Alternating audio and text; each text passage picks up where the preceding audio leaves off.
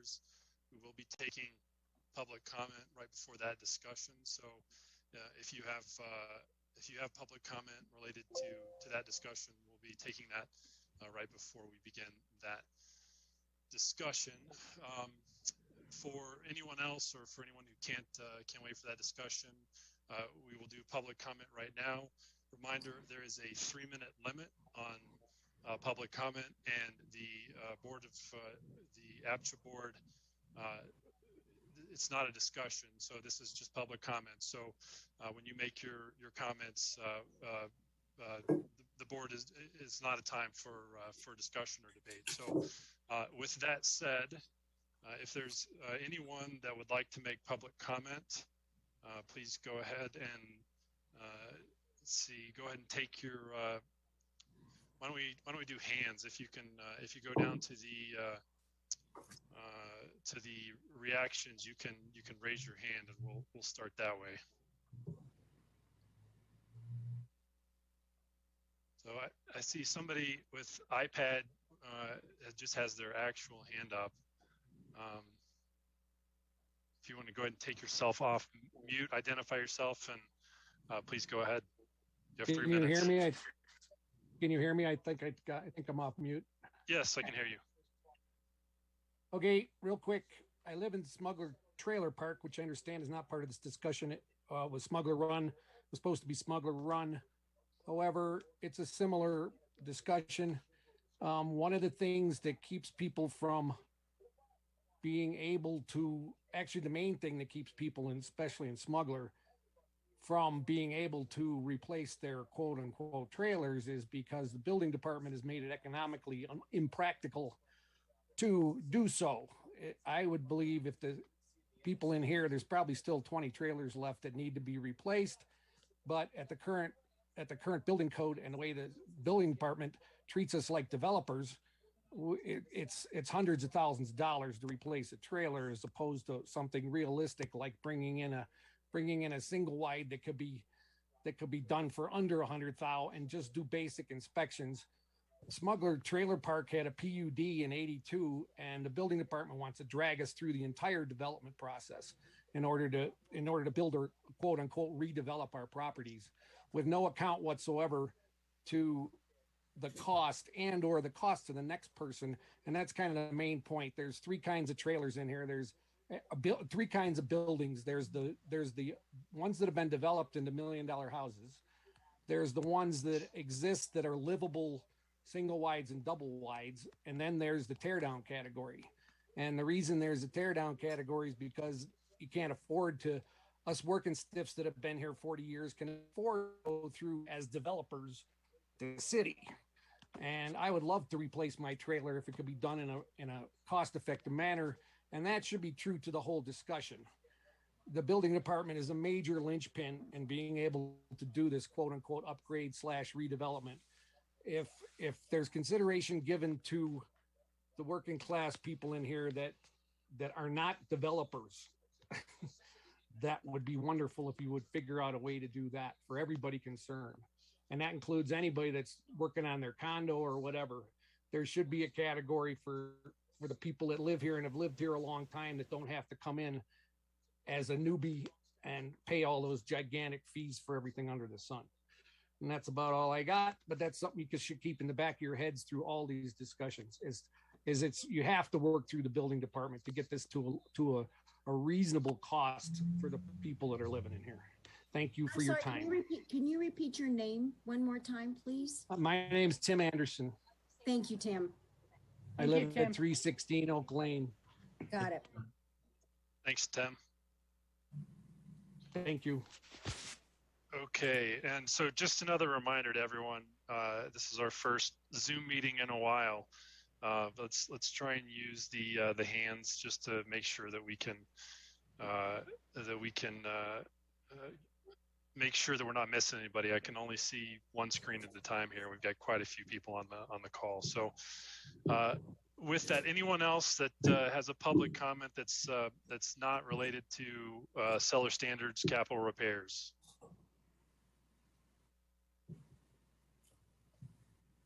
I'm not seeing anybody. Cindy, do you see anybody? I do not.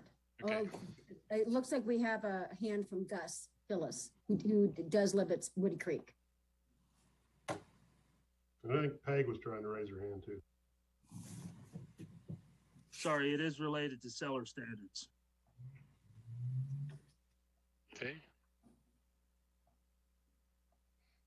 All right. If there are no other comments, then we will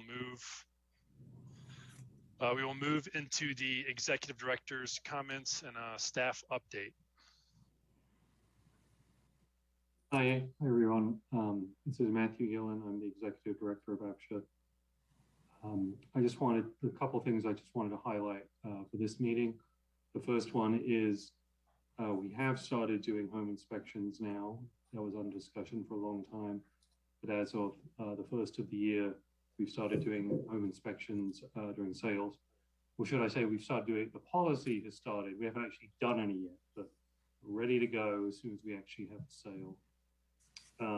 And that is actually all I have. Diane, did you have anything you wanted to highlight? No, that's all. Thanks.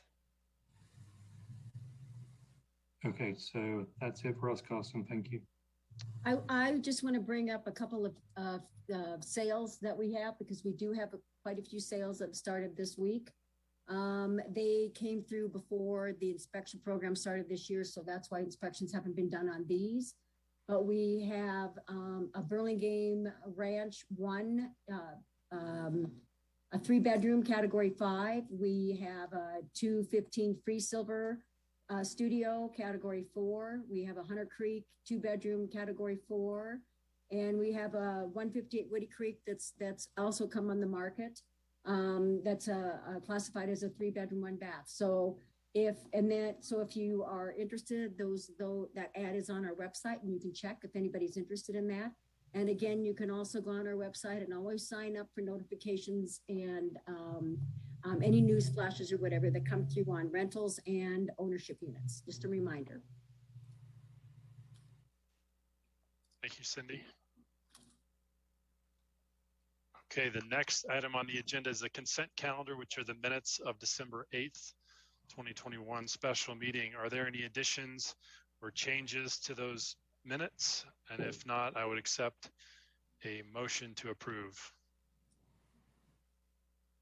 I'd make a motion to approve the minutes. Motion from Rachel, second from Allison. And Cindy, this is roll call. Okay. John? Aye. John. Thank you. Carson? Yes. Allison? Yeah. Rachel? Yes. And Francie? Yes. Great. Thank you very much. Okay.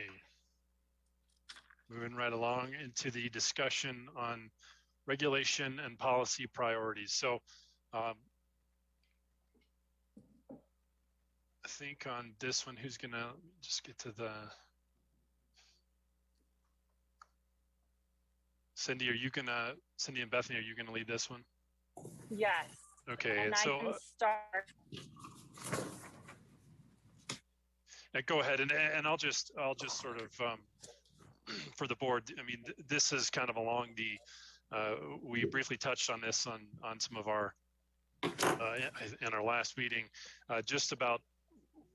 We've obviously still got work to do on seller standards, capital repairs, but just sort of trying to look forward and be thoughtful about what we want to try and attack next or take on next. So that's the purpose of this agenda item. So with that, Bethany, please take it away. Hi, everyone. I'm sorry I'm not on video. I'm actually driving home from preschool pickup. But as Carson introduced this topic, what Cindy and I will be doing over the next few slides, thanks, Maddie, for sharing them, is to give you all a high-level overview of some of the topics that have been on the future agenda that we've been kind of looking at. So the idea is not necessarily to talk policy or changes. It's really to give you an overview of some history and what these all include, so that we can start prioritizing based on you all, which we should bring to you sooner rather than later. So with that, I'm going to turn it over to Cindy, and Maddie, you can advance to the next slide.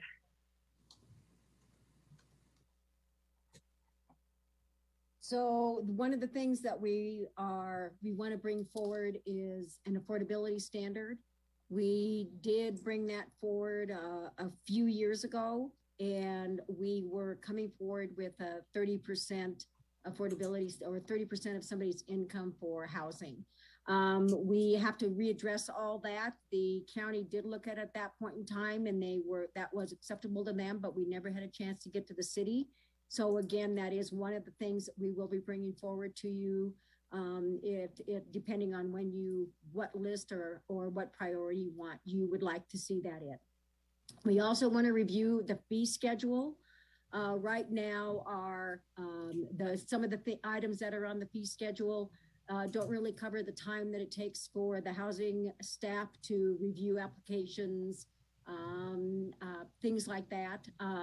It does have on there the 2% sales fee that anybody who's selling pays. I know that there's been some skepticism of changing that. It's a possibility that we will wait on that unless that is something that the board gives us direction to readdress at that point in time as well. The final one on that slide is the minimum earned income. And that has been something you might have seen in the past, and that's the idea that there should be an amount higher than, let's say, there should be an amount that you need to make on a yearly basis in order to own a home. And so there is a thought that there should be two different minimum earned incomes, one for rental and one for home ownership, understanding that ownership has added expenses that a monthly lease might not have. And so that's what minimum earned income is. That ties into an affordability study as well, based upon what folks can truly afford. Before we advance to the next slide, does anyone have any kind of high level questions on those topics before we go forward? Well, doesn't the affordability standard and minimum earned income kind of go hand in hand? Very much so. Yeah, very much so, John. At one point, we had talked internally about coming up with some numbers that maybe weren't necessarily tied to an affordability study, and that we could, start with a $25,000 a year amount as minimum earned income for homeownership, for example. So slightly higher than minimum wage times 1,500, but not drastically higher. So again, an affordability study would give us the best number, certainly.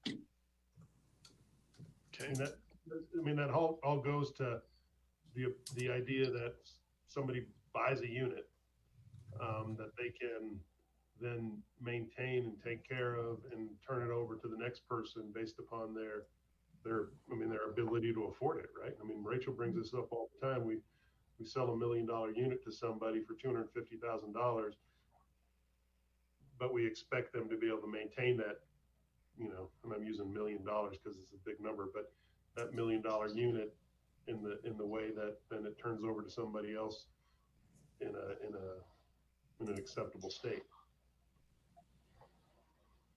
And so maybe the affordability standard needs to change and we don't need to discuss it now, but I think it's an important thing that we look at, that 30% maybe changes to a different number.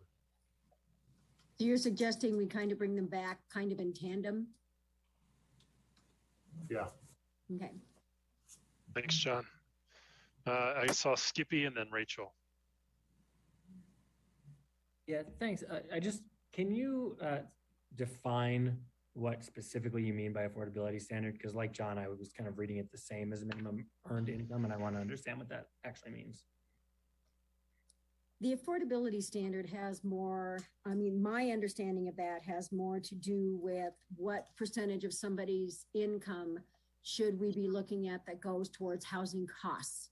Got it. And by coming up with that affordability standard, then you can really look at what somebody's income is. What are the categories correct with rental rates, and are the categories correct with maximum sales prices? So that's something that in order to really see, are we really in the right, are the categories in the right income and rental and maximum sales price limits, if we can actually establish an affordability standard. Understood. Okay, thank you. Rachel and then John. Yeah.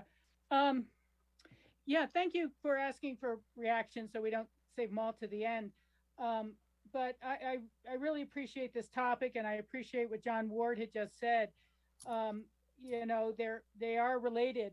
And when we talk about percentage of income that should go to housing costs, perhaps that is what we need to define better, is housing cost.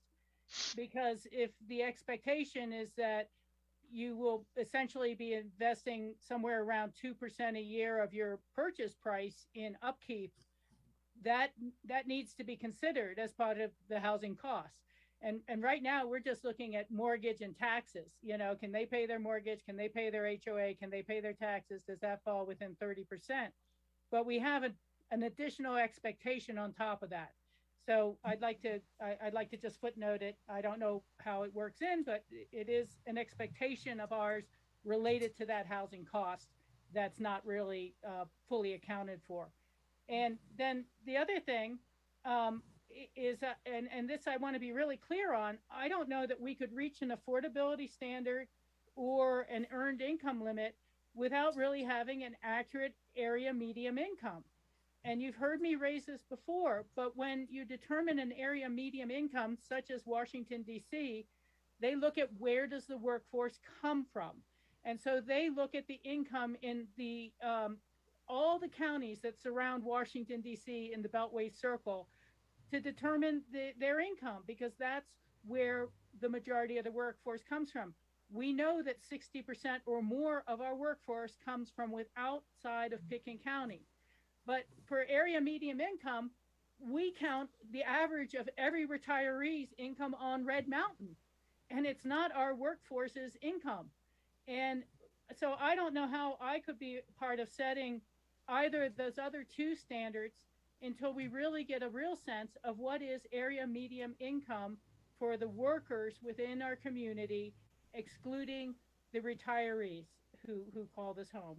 And that's just something, I know it's a challenge to do, but we can't just count all the mixed incomes within Pitkin County and then derive our categories from that and say that we're really accommodating or looking at the workforce. So those are my two comments on this item. Thank you very much. So I've got Allison, but real quick, Cindy, did you have something on that? Yes, I just wanted to say really quickly that what we'll do is we will also bring forward what it would be as if we did an average between the Pitkin, Garfield, Eagle, and I'm not even sure if Mesa County would be in there, but we can look at what we use for Pitkin County. We can see what would happen if we added those other counties within the Roaring Fork Valley and see what that comes up, see what big of a difference that would come up. So we can bring that back to the board as well, because we do have all that information. And just a quick thought on that, Cindy, I appreciate how you put that out there. You know, maybe even just looking at what is our current ownership exclusion zone would define an area where we expect our workforce is really coming from. Thank you. Okay. Allison, please go ahead. My clarification, I support putting affordability standard pretty high up on our discussion list. If it's, sorry, I think I might have froze. You mentioned it might have something to do with categories, which I think would be crucial. So right now, one of our category 4s that's up is for sale for $136,000. And we have said that a Cat 1 earner is not allowed to bid on that. And I think that's more my issue. If that rule wasn't there, I might let this lie for a while, but our affordability, or our standard, our sale price under categories are based so much more right now on how often it's been sold and not how much the people bidding on it earn. And so that has caused, I think that causes a pretty big gap, and we're excluding people for bidding on stuff they could afford. So if affordability standard means matching our categories to how much those earners could buy for, and maybe, you know, greatly raising the price of some of those higher category units, even though they haven't been sold that much, I am into discussing that.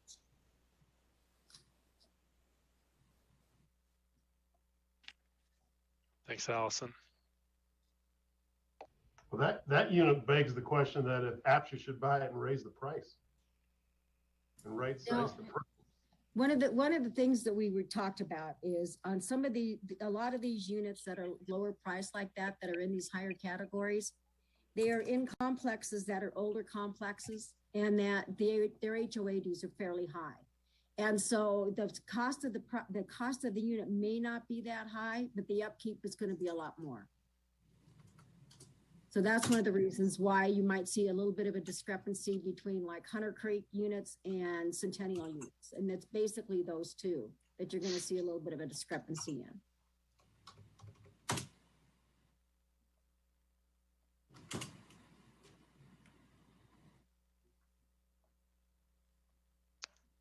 Okay, any other comments there? If not, Bethany, I'll turn it back over to you. Thanks, Carson. So the next step, Maddie, if you can just flip forward to the next slide. So these are two regulation topics that have come up both through some feedback that APCHA staff has received through our online, not complaint, but kind of just feedback system. One is to readdress in complex priorities. We have right now, if you're in a 2-bedroom, you can do an in-complex bid for a different 2-bedroom.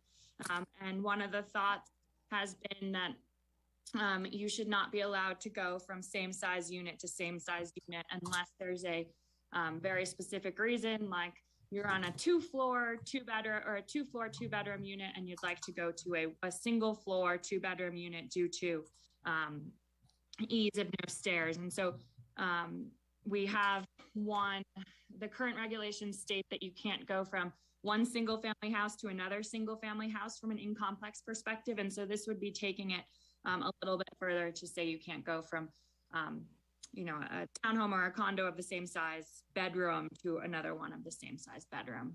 With the in-complex bid, you can still enter a normal lottery.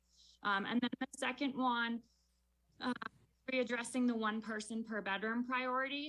And this, we've received a few emails on this, basically stating that a household of 4 has the same priority as a household of 3 for a 3-bedroom. So there could be 2 adults and 1 child that has that same priority for that 3-bedroom as 2 adults and two dependents. The folks are saying that basically if you're allowing 2 adults and 1 dependent into a 3-bedroom with the same priority, you're always going to have, you might always have 1 bedroom that sits vacant that will be sort of an office or a guest bedroom. So there's been some requests that APCHA looks at that. This one's hard for us from a qualification standpoint, but we did want to bring it all to your attention. Really trying to look at family dynamic and who's occupying the unit, and do both parents or both adults share a bedroom, or do they have different bedrooms, and really trying to dive into those pieces. But it is something that people have been asking staff to look into. So I will ask for if any of you have any questions on those. John, go ahead. Well, the first part, in complex priority, I think that should be at the bottom of the list. To me, that big deal. Readdressing the 1 person, 1 bedroom. That goes back to me that we should be addressing retirement again. Because I think retirement is far more important than I mean, we should try to have 1 person per bedroom, fill each bedroom with somebody working, or at least part of the, part of the community. But to me, retirement, especially if they're in 3 or 4 bedrooms, they don't have options to go. But I don't think Aspen employee housing should be a place that somebody aspires to retire to. And I think there should be some limits on retiring in units. Once you're retired, no longer working, there should be a clock ticking that you need to be out. So, and then filling bedrooms with people that are actually working. That's my opinion, and I think that's something we should look at further. So. Thanks, John. I know Cindy's going to be talking on the next slide about right sizing, and some of that certainly would probably play into a retiree piece. So. Okay, Francie and then Rachel. I guess I'm wondering why we can't have people switch from one unit to another of the same size within a complex.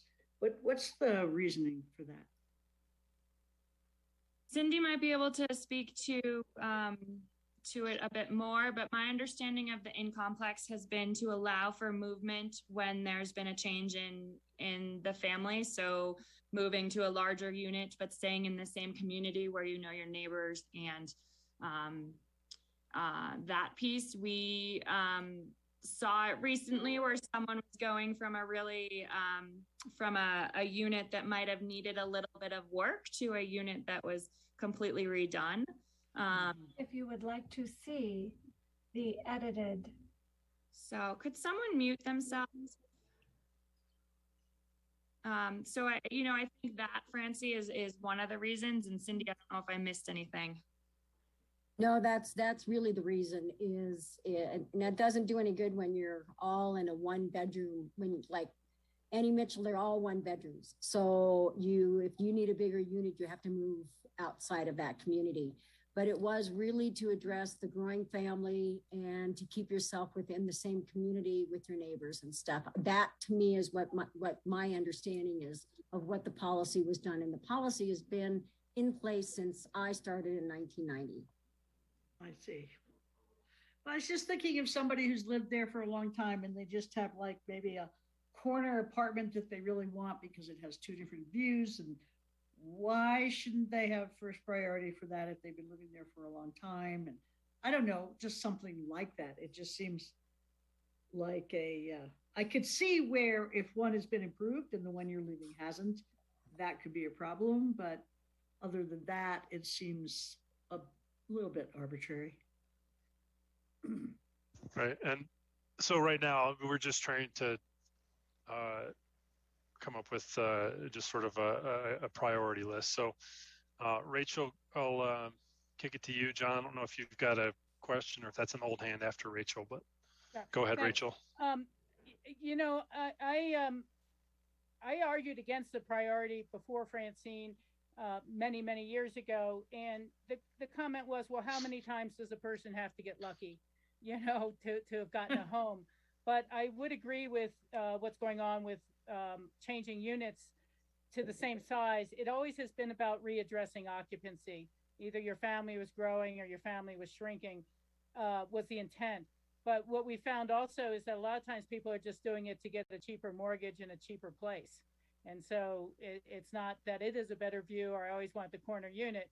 It's just like I could sell mine for $230 and I can buy that one for $170.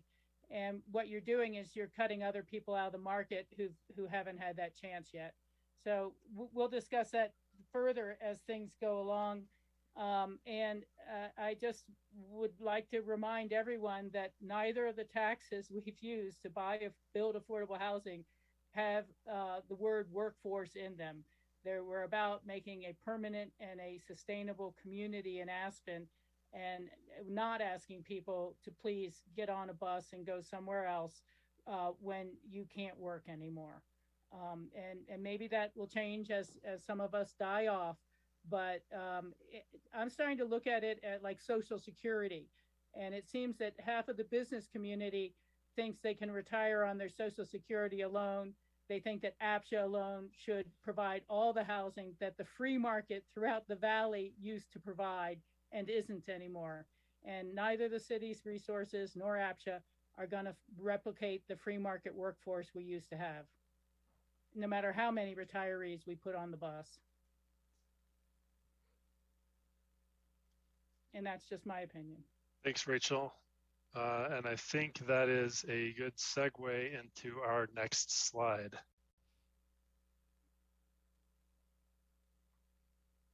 And this has to do with right sizing. It used to be called downsizing. It depends on where you want to put this on as part of the priority system that you want to discuss these. But it's going to take a little bit to get the history together because we have been talking about this for at least 10, maybe even 15 years. So there is a lot of history to go over. We have taken a long time ago, we did take a possible scenario to the city council to review. It was a little bit difficult. There were a lot of ins and outs with it, but it didn't get very far. But I do want to make sure that we cover all the history so that you can see what possibly may work and what possibly may not work. We also want to set some specific ground rules prior to the discussion so that people out there do understand that it's a voluntary program. If somebody wants to do this, it's not going to be right now where you're going to force somebody to move down. So we want to just set some ground rules as well. So it's a big discussion. It's going to be, it's an important discussion, but it is a big discussion as well. So I just wanted to we just wanted to add this obviously onto it. Just kind of take into consideration that it's going to take a little bit to get some of the background information to you so that we can start the ball and really make headway on this. Any questions on this? Looks like Skippy and then Allison have questions. I don't have questions. I have comments. So if anyone has questions first, they can go ahead.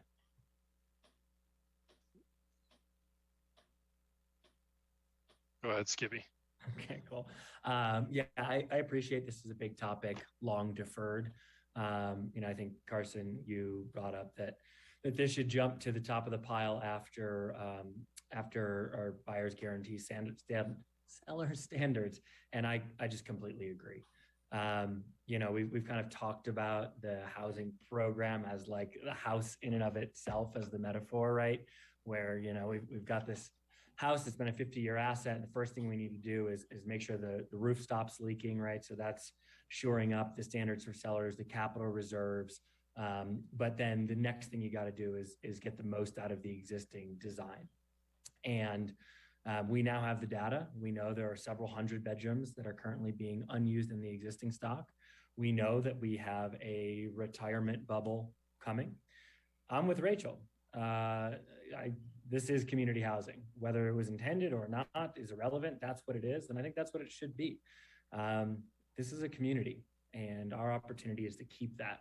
But to keep that and be respectful of the social contract, we also have to do the most with what we have. So I think this should go to the top of the pile after standards for sellers. And I'll also say, just from the perspective of serving on council, our council right now is full steam ahead on housing. The moratorium will address free market zoning. It's going to look at a non-development model for housing. We're going to be working on supercharging our existing housing stock through development, through partnerships, and the rest of it. But ultimately, it's a big, complicated pie. We're going to have to deliver X number of units to house retirees and workers. And where are we getting those things from? And so if we can work on right sizing in parallel or simultaneous to that work and understand how many additional bedrooms we can get from our current stock here, it's going to inform that work in a much smarter way. And that work is going to inform this work. And so done in concert, I think we're going to end up with much smarter policy, better outcome for the community, and frankly, a lot more trust that we want to rebuild in the APCHA organization as a result of this right sizing and standards for sellers, which will then empower us to do the rest of that work around regulation, affordability, and the rest of it. So I'm eager to get into this conversation. I think it will lead into, as Rachel said, conversations about senior specific housing, which is important and also long overdue. Conversations about the OEZ, not the OEZ, but the urban growth boundary, conversations about regionalism. And those conversations will be best informed during this time when council's working on this big project. So from my vantage, I'd highly encourage us to make this the next big thing we take on. Thanks, Skippy. I've got Allison, John, and then Rachel. I agree that this is near the top of the list, but I would flip that and say we can't really do right sizing until we get to affordability, because if we don't, it doesn't matter if you have this magic program and all the kinks are worked out. If the people can't afford to switch where they're at, then no one's going to take you up on that offer. So I still think that affordability comes first. I do think that right sizing and the slide before, the one person per bedroom philosophy, I think those are the same conversation. I'd like to see those come together, because I don't think that right sizing means what do you do when you retire. I think right sizing absolutely applies as well to, the new 4 years working here couple, and do they get a spare bedroom, whereas the one person bidding doesn't. Right now we're saying one person per bedroom. That whole couples issue, whether it's with a family or kids are not present, we are selling on purpose a house that we know there's going to be an empty bedroom.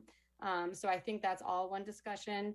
I know it'll get more intricate once we get to it, but I will put in my 2 cents that I agree that you can call it workforce housing, but no one's going to take you up on it. You won't have a workforce if you're saying that that's all you bring to the table. And once you're not part of the workforce, move, because obviously none of us working here are saving up enough that we will ever be able to buy free market, no matter what position we take in this town once we retire. So if you want that to be workforce housing, you have to have the promise of a continued community after you've put in your work as well. Thanks, Allison. Rachel? Yeah, thank you. I really couldn't agree with Allison more. I greatly appreciate that, and on both points. And, I just hate to go backwards, but on the one per bedroom, we're going to get in some real issues there, because if you're starting to say that about 4 bedrooms or 3 bedrooms for a couple with 1 child, aren't you by default saying that couples should only be able to get a 1 bedroom too? That if we have to live, if your couple who wants to apply for a 3 bedroom with 1 child are told, no, the married couple must live in the bedroom or whatever, you only can qualify for a smaller unit. It starts to get into some pretty heavy social engineering. And do you start saying, oh, are you still of childbearing age? Might you have a second child? Is that in your plans? Or you have to wait until you have the second child before you can bid on that 4 bedroom. So that one starts to get really tough for me. But I do agree, general, with all the other comments that were made there. And the thing is, I think we have to realize that those discussions will probably point us in the direction of saying, when do we build the right thing for people to right size into?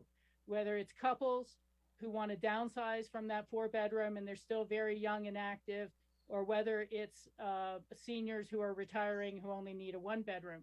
But we've never allocated and designated dollars or land mass towards those sort of purposes, because the housing dollars have always gone into new units for new workers, for new production. And that just has to be a shift to actually answer that problem in a reasonable, fair, and something that will be legal and constitutional way. But I'm happy to start taking a look at it. I'm glad it's on the topics. In terms of priority, I do want to kind of put out a really small little concept here. But are there any easier or simpler things that we should knock off first before we dive into things that are going to take multiple conversations, research, and consultants? And, this is just one example. People probably have others, but I have raised the question of why does the increased number of lottery chances stop at 20 years when someone has worked here for 30 years? And they're sitting there saying, why aren't I getting a few more chances as well? And we've just never had the discussion. It's been on the list. Maybe we can get rid of it in one meeting, maybe not. But let's think about, are there some other policy regulation changes that should be implicated to simplify the system and are of a simpler nature that we should go ahead and try to clear off the plate first too. Because that's one I've raised since I first started on the board at our first retreat with John Sarpa at the Institute. And it's just not on the list even. Thank you. Thanks, Rachel. Yeah, I mean, the number of lottery chances I think is, I think in my mind, that's one that kind of goes along or could go along with right sizing, where, if somebody's been here 30 years, they get extra chances. And then in my mind, if you're willing to downsize, you should get even more extra chances. Right. So I certainly think that could be a topic that we look into, on things that we could tackle. I mean, I'll just throw it out. I mean, a lot of our challenges right tonight, seller standards, capital repairs, have we solved the go forward problem? I mean, we've got Burlingame 3 coming up, and we've got some other, have we solved those deed restrictions to say that, on a go forward basis, we're not going to have issues with them? That's obviously not a simple one, but my preference is the right sizing. I hear Allison's comment on the affordability. I don't see the affordability to be as much of an issue. I mean, I think that the last time we looked at the affordability, I think it would have resulted in us raising most of the prices, not lowering any of them. So I don't see the affordability as an issue. And personally, I think the right sizing is what I would like to see moved up. So Skippy, did you have you just dropped your hand. So and now it's back up. And so Skippy, go ahead. Well, I was just gonna, to say, because I think, there's valid points on both sides, right? Whether you start with the small stuff or start with the big stuff. And the analogy that I like to use about this is like, you imagine you have a glass jar, right? So a limited size thing, and you have 3 items you want to get in there. You have some larger stones, like a baseball, some medium-sized stones like river rocks, and then sand. If you prioritize the big stuff, you put the big ones in first, then you add the river rocks, then you add the sand, you guarantee that you fill that whole thing up, right? But if you put the sand in first and then the river rocks, you don't end up getting the big stuff done. And a lot of time that's what happens, because even though these small things are important, they're constantly popping up, right? Every day, every week, every month, staff is learning of new things, which is normal. And so if we, continue to work on small stuff, we run the risk of just never getting to the big stuff. And the big stuff is the stuff that's really going to kill the community and the program over time, if not addressed. And, we're getting closer and closer to that daily. So I think our opportunity is to do those big things first. And the added benefit is that I think it can really demonstrate to our community our seriousness of purpose, our resolve, and our efficacy as we successfully take on things that have been avoided for some time. Thanks, Skippy. Allison, did you have a comment? Yes, I think those affordability and right sizing, really the whole program is so intertwined that we could flip those. I hear you. I'm going to plant the tiny seed that, especially if a lot of the prices would go up if we look at affordability standards, and if some sort of right sizing program needs a little bit of funding, it might be interesting to do those a little more in tandem, or start with the affordability standard to find a little bit of wiggle room if that was the kind of thing that needed to be adjusted. But I do think that they're so hand in hand that I would take those as a 1-2 punch in either order. Okay. Francie. This didn't actually come up as one of the points on here, but I really did appreciate the earlier comments about Are we community housing or are we workforce housing? And I would not like that to fall by the wayside, because I do think that the continuity of community is really important. And I have been, ever since I got involved with you guys, I have been concerned about the conversations about retirement. And you know, John is at one extreme, and maybe I'm at the other, and maybe it's because I'm old, but I would like to see that be a priority for us to figure out, how do we define this? Is it workforce housing or is it community housing? And how do we deal with retirees? I mean, we've been through it and we set some standards a couple of months ago, but that's a pretty high priority for me. Thanks, Francie. John, do you have a response? Well, I don't think community ends and workforce begins. I just think we have a subsidized housing program that has significant subsidy today. What's it, $1 million a unit today for the next phase of the lumberyard project. So to have people in housing that are working, I'm not saying, you know, you retire and you're gone. I'm saying put a clock on it that people know, so they aren't tied to, hey, I get to stay in my housing, my Social Security is going to be for my living expenses for the term of my life. It's, hey, I can retire and I can enjoy 5, 6, whatever, 7 years in Aspen, but at some point I need to think about something else. I need to think about my next phase in life. And community continues with that next family, that next person that moves into that unit that is additive to our community, that didn't have the opportunity because there was nothing available for them. So I'm not saying community ends and workforce begins. I'm saying it's just a continual cycle of, hey, we need housing. We need to have people working. We need to have people doing things in the community that retire. And believe me, my retirement is the light at that end of that tunnel, and it's coming. I'm 50 years old. It's not very far away. So don't think that I don't think about it. I just think we have to figure out a way to free up bedrooms for people that are working in our community.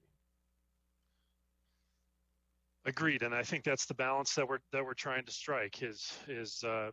We obviously, you know, in my mind, we've got to be fair to people who have worked in our community for their entire lives, and also it's to no one's benefit to have empty bedrooms, and so the current situation, there really isn't an option for even somebody who is interested in potentially downsizing, and so you know, in my mind, it's trying to provide options for people. Do I think it would be the majority of people that would take advantage of those options? No, but I think that the number of people who might take advantage of an incentive to downsize is greater than zero, and I think that that's an option that we should pursue. So in my mind, I think that should be one, and then we can do affordability, you know, concurrently if it comes up, as Allison mentioned. That it's a great point on from a funding mechanism standpoint. You know, maybe that's where some of the incentive could come from. But if somebody has a dissenting opinion, I'd like to hear it, and if not, then that's how we'll proceed. So John, you've got your hand up. Is that just an old hand? All right, perfect. Okay. It had nothing to do with the fact that you're 50, John, I promise. All right, so let's move along then, and we've got our next item, seller standards, capital repairs. So how do we want to do this? We want to take public comment first. I think that probably makes the most sense. Or Diane, what are your thoughts? Just one thing I would say is, I do have a slide about 3N, and if you want, I could just do that slide that explains why what we're proposing may be good for Woody Creek. Okay. One of the things, and so that may be helpful. And what I don't want to have happen is for people to give public input and then not to actually hear the presentation, because Bethany, Cindy, Matthew, and I went to an HOA, I believe it was an HOA meeting last night. It wasn't everyone from Woody Creek, but it was a number of folks. And I will talk about, you know, I missed the mark on not doing some earlier communication on this with the neighborhood, because my intent had been to kind of get this program to a place where we thought we knew what it looked like, because it's been changing a lot. But anyway, definitely missed the mark on communication. I did hear a number of things though that were simply not factual. And so I want to make sure that folks know that we are going to talk about why this may be a good program for Woody Creek. Thank you. Okay. Thanks, Diane. Rachel, did you have a comment? Yeah, I was just thinking on the one hand, you might want comment before and afterwards, but that was before Diane's comment. I would like, and I hope people will stay engaged for the larger board conversation rather than just comment and turn off. But I really appreciate the thoughts that we're getting from the residents. Thank you. Okay.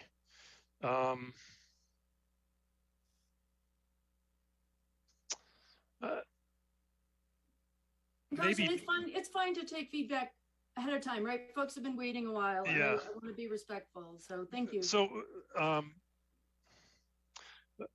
I guess maybe just in the interest of if there's some comments or if there's some maybe just some items that might be helpful to address quickly, given that you attended the meeting.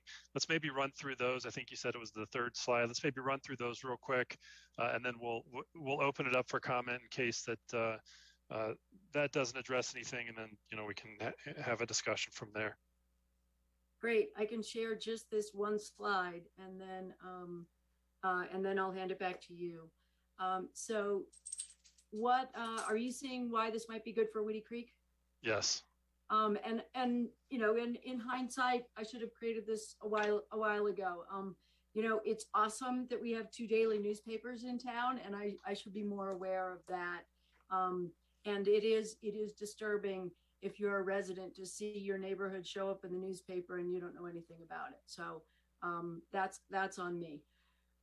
So one of the opportunities we are recommending that for certain homes, if the owner decides to sell, that APCHA exercise the right of first refusal. It's not for every home, but homes that are, let's say, 50 years old or more, even if they're a mobile home that's over 50 years old, even if it's in decent shape, it may be after an inspection, we look and go, that should be replaced. It is likely, because it won't have to go through the lottery process, et cetera, that the sale will be faster for the seller. Second piece is that staff right now is recommending that we've modified the recommendation from last week, thanks to from 2 weeks ago, thanks to Tom Smith's recommendation. What we are talking about now is minimum standards for maximum resale value, and that is both in the deed restriction and in the APCHA regulations already. So it's not a change. But staff is recommending that that we take a very generous approach to this. And one of the things that that we talked about last night with the Woody Creek folks is that sometimes properties that are older, they'll go up for sale, and the bidders do not offer maximum resale price. Now that may be a function of the past, and this market may be different. But it is the case that not every property sells for maximum resale value. And we are suggesting that unless there is willful neglect or issues with that someone's done damage to a property, that we lean towards maximum resale value. As one of the owners mentioned last night, she had replaced her home, and she's now contributing more to the Woody Creek Metro District, and that's one of the concerns, right? They don't want reduced revenue, and the revenue you pay to the Metro District is related to the value of your home. And lastly, it's good for a neighborhood to have homes be improved. Thank you. Okay, thanks, Diane. All right, so with that, we'll go ahead and open it up for public comment. So same format as the initial public comment. So try and keep a 3-minute time limit, and please identify yourself when you begin to speak. So if you would like to speak, please, if you go down to where it says reactions, right there on your screen, there's a little option where you can select raise hand, and that'll go ahead and raise your digital hand. And so the first one I see is Peg O'Brien. So Peg, looks like you're unmuted. Please go ahead. Thank you so much, Carson. And thank you so much, Diane. And big thanks to Diane and Cindy and Bethany and Matthew for coming out to Woody Creek 2 nights ago for our Metro Board of Director meeting. At that meeting, I wrote down these quotes, and I'd like to check them to see if I got it right. It was said that unanimously, 100%, the staff is recommending to the board that properties that go on the market in Woody Creek, that APCHA would buy them at full price. I mean, that's what was said, and that there is no plan for a reduction in category. And what you're saying today, Diane, sounds like it does match up more with what was presented on Monday than what had been presented at the previous 2 APCHA meetings. So I'm happy to see that there's some consistency there. Because of our wish to have a good partnership and keep things working, as you're pointing out, keep the community and the individuals here healthy, I'm asking that a resolution or an amendment to the regulation be considered to set future sales prices at the value, maximum resale value posted by the assessor's office. Make that number and the calculation to reach it transparent, available, reviewable, and solid.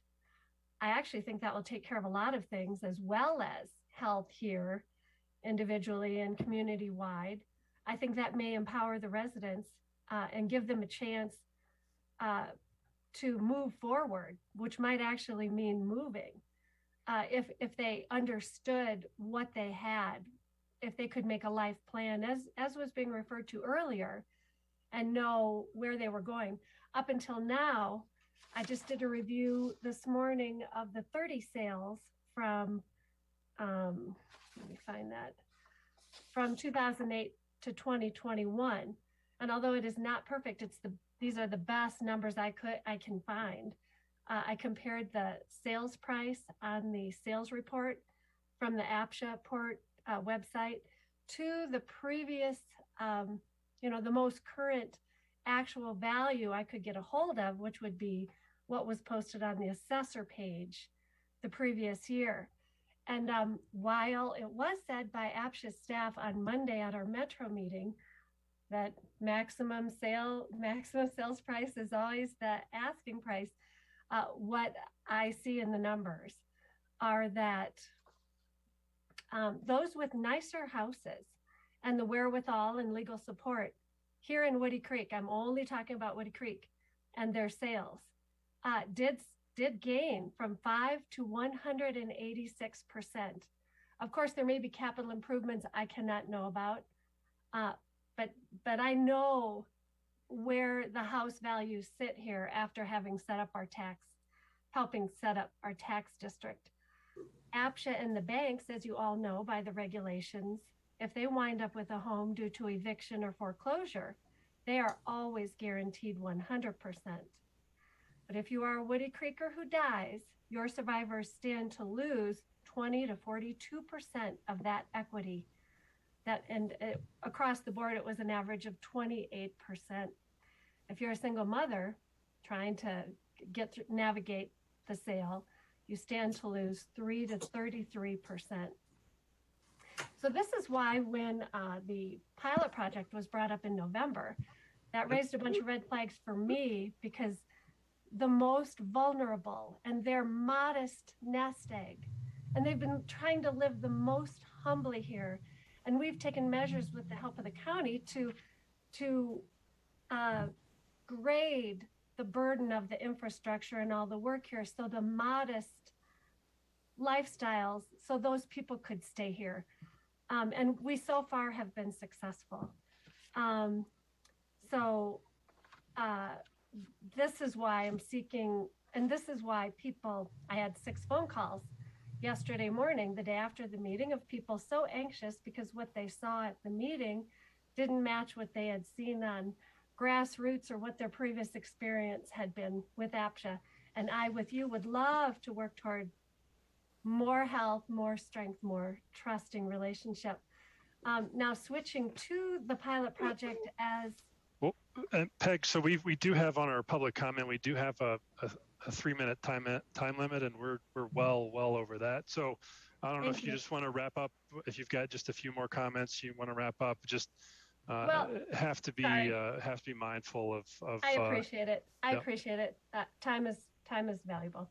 I do want to point out on the pilot project as presented below the agenda in today's packet, they talk about the profit, like here's the cost of the home and here's the profit to the homeowner. CPI, as far as I understand, I'm no expert, but I think the CPI adjustment is to make up for the fluctuation in inflation, so that if a struggling family puts money in the bread box of the home, 10 years later, they can pull it out and they can buy the same amount of bread. I mean, it's not a profit. So I would like you to consider changing that. Okay. All right. Okay. Thanks, Peg. And as I said, this is public comment. So I'm sure that when the discussion begins, we'll have some points to touch on there. So it looks like Gus has got his hand up. Gus, you want to go ahead? Hi, Gus Phyllis. I live in Woody Creek. And I'm pleasantly surprised. I was happier to hear that APCHA is willing to pay the full price on homes to replace them. It does make sense. I would have replaced it, but I've had tough dealings with APCHA over the years, so I didn't trust enough to sink a bunch more money into an APCHA property.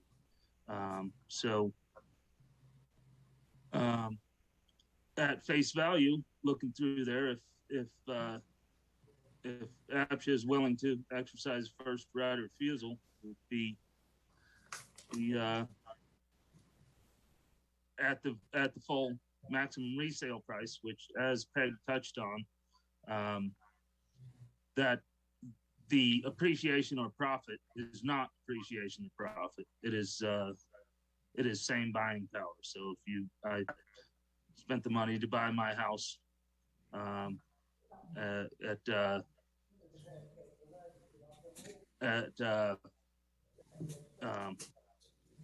over time, that's the same buying power. You can buy the same amount of suits, the same amount of cars, the same amount of groceries with that buying power, as I understand it.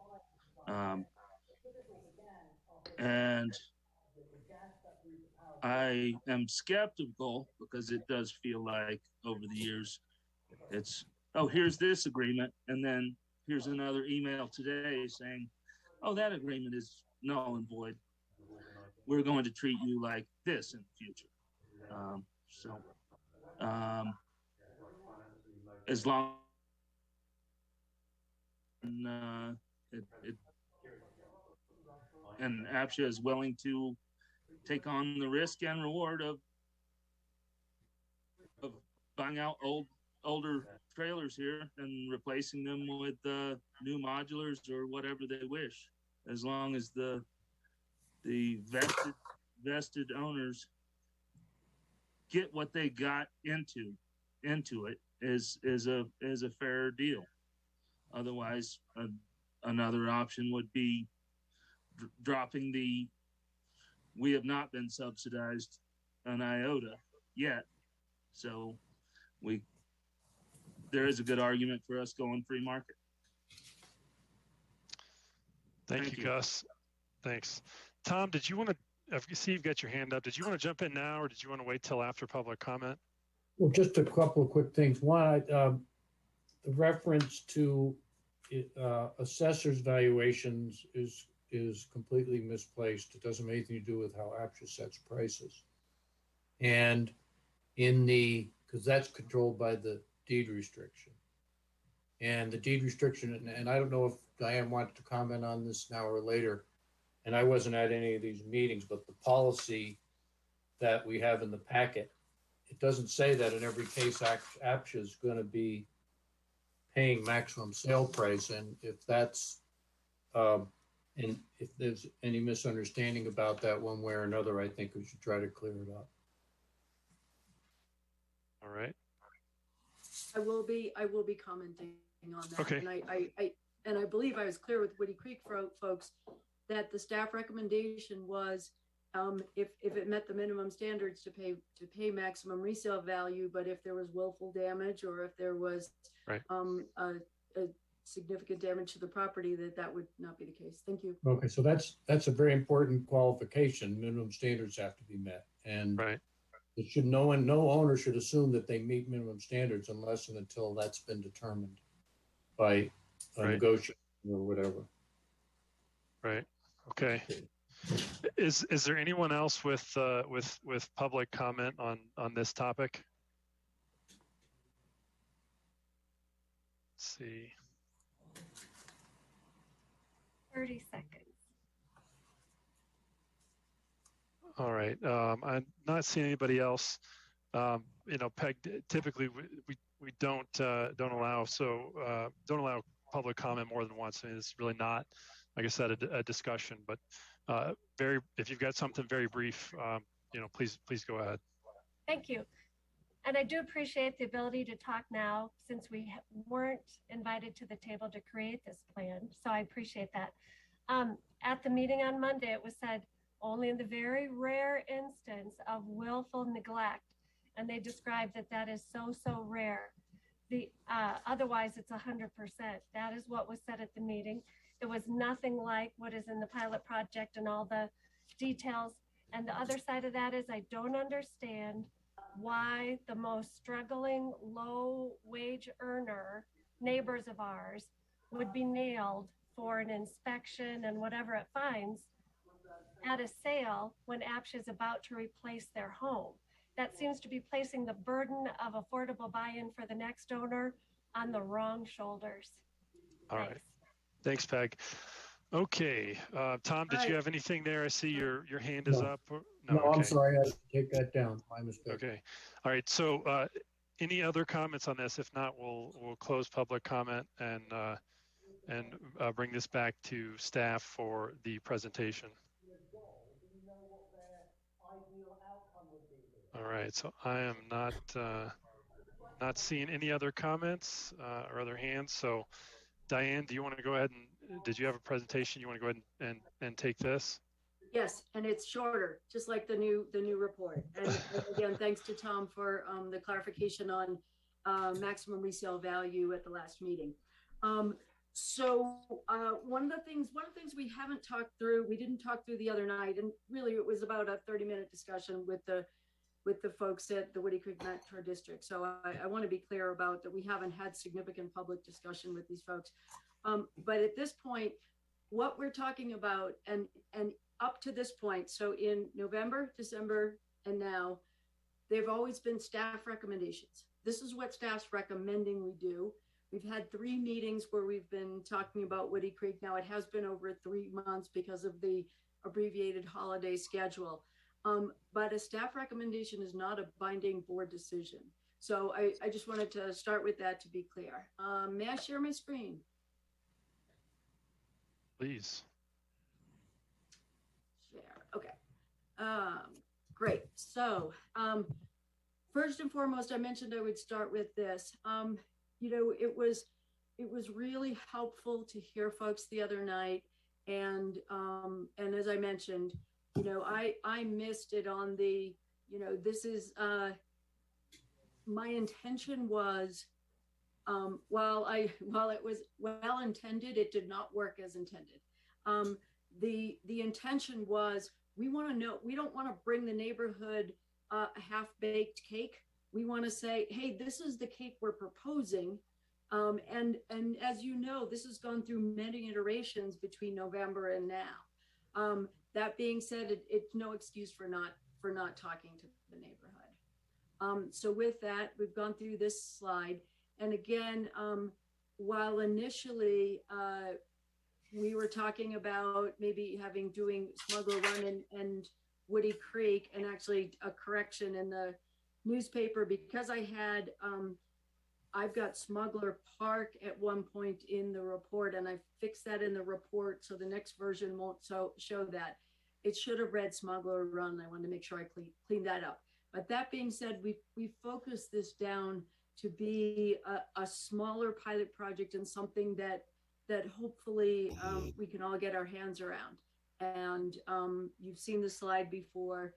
The intent is to try to do this without standing up an entire construction crew, because the, you know, it only, I can't imagine if we were trying to stand up a construction crew in the middle of Omicron, right? We would be in a nightmare right now.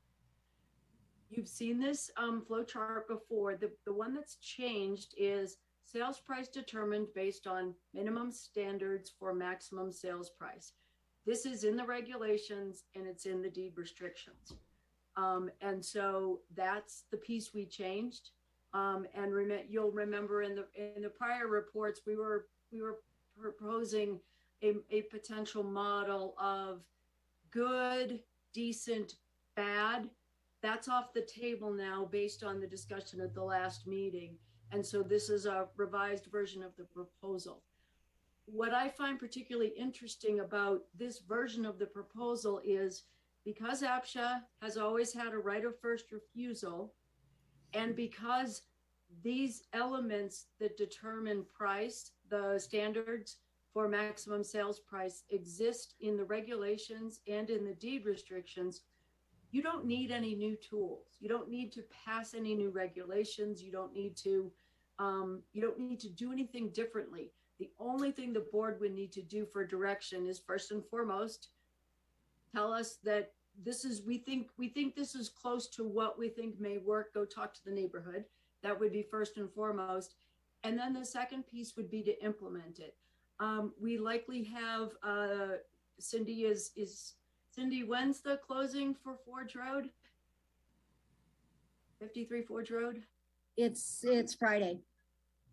Right. So once that closes, we should have enough money in the budget that if the board said, start exercising right of first refusals on properties that probably should be replaced, we could actually start to implement this program. Anytime you said, you know, there's a property up for sale right now. It's in Woody Creek. It's a mobile home. It looks like the owners have done really good work on it. The pictures are fabulous. The yard work is great. And as I understand it, they've really kept up with the home, but it was built, it's a mobile home from 1973. So that could be one of those that should be replaced. And because it's already in the APCHA sales process, that's not available to us as an option. This is obviously, this has more detail in your packet, but if and only if a Woody Creek mobile home park owner decides to sell their unit, that is the only thing that triggers the right of first refusal. And the inspection, and just so you know, thanks to Cindy for her tenacity on getting home inspectors in place. That was 10 times harder than I would have imagined. And, you know, we have internal processes at the city, but even just finding people who are willing to do that. Cindy's got 3 folks on board doing home inspections for new properties now. So we've got that in place. And the language at the bottom, this piece right here, this is the language basically that would allow APCHA to say, this exists right now in the regulations for any property where the deed restriction, if the deed restriction says maybe the regulations is updated from time to time, then it applies to that. I believe we're just double checking that the ones in Woody Creek do have that in there. I believe they do. Obviously, that would be something where we'll make sure we just dot our I's and cross our T's on that one. The what staff is recommending here is that unless there is willful neglect or willful damage, that we err on the more generous side on this. And that's an element for board discussion. The board could say to us, hey, we have the regulations in place and we have the deed restrictions in place that allow APCHA the ability to adjust the price based on the condition of the unit. That could be a discussion. Staff is recommending, though, that we take, because these properties, a mobile home wasn't necessarily designed to live 50 years, just from a construction perspective. So that's why staff is suggesting a more generous approach. This particular element has been in the past 3 staff reports starting in November, that we do recommend that you implement this program for people who would want to replace their homes now if they wanted to. The reality is how we are proposing this program now, it's no different than somebody could go out and do this tomorrow. And there are people in Woody Creek who have gone and done this kind of program. One of the things that may be an advantage, if the board does give us direction to move forward on this, we will likely issue an RFP and see if we can get some bulk pricing or something on some homes. I know also CORE has contacted Matthew on this as well, and was looking, can we look at the potential to have these be more energy efficient? That's all I have on this front, so I will stop sharing my screen. Thank you. All right, so does anyone have questions for staff? Skippy, did you have a question? And yeah, 2 questions. So we'll go backwards first. The last piece that you're talking about, Diane, where there's opportunities for current owners to replace their homes. That last bullet, that there's a model with or without city dollars. I don't understand that. Can you help me understand that? Sure. Thank you for that. There are 2 models. So in either model, one thing that can't happen is we don't want the price of the home dollars, which is the category 5 maximum resale value. So if someone comes to APCHA today, which they can do, and says, hey, I want to replace my home, and they come and they show us what it is, and it would take them above that number. The answer would be you can't do that, because that puts you, or if you do that, you're not going to be able to recoup those dollars over the 536. The other option that we had discussed before was that you could bring in public dollars. So let's say somebody went $100,000 over that number.